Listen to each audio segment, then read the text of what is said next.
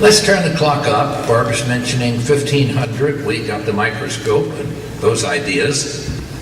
But now we turn into the 1800s. Okay? And before that, had there been abortions?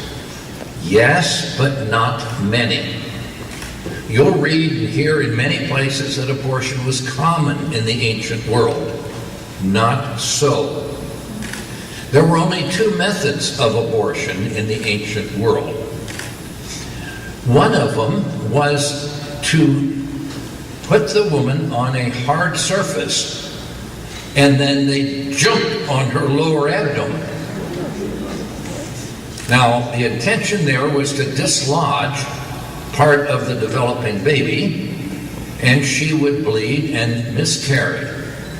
Well, there was a problem with this because sometimes that ruptured her uterus, which was fatal. So you might say that that method never really caught on. What was the other method, dear? The other method was trying to give the woman a poison, but there again the problem was, how much do you give her? Because if you give her too much, you kill her, and most of the poisons didn't kill the babies anyway. And so that was pretty well abandoned. So actually, there weren't many abortions in the ancient world, nor in medieval times. What they did use was infanticide. They had to wait until the baby was born.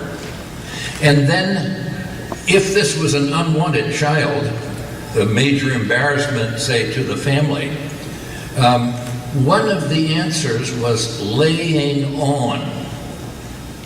Now, any of you who've mothered an infant know that if you have the little one in bed with you and you roll over almost on her, it's almost like you were struck by lightning. You're awake. You're not about to smother this kid. But you could continue, if this is an unwanted baby, and actually roll onto the baby and smother her. That was one answer to an unwanted child. Another answer was women in bed other times didn't always nurse their own babies. There were women who rented out their breasts and suckled the babies of those who could pay them money for doing it and who didn't want to nurse themselves. Now, the human breast is capable, if you keep stimulating, of actually producing quite a bit of milk. So there were some wet nurses who would hire out their breasts and who would suckle as many as 3 or 4 infants. On the other hand, let's just say this was an unwanted baby. They wouldn't pay her for her services.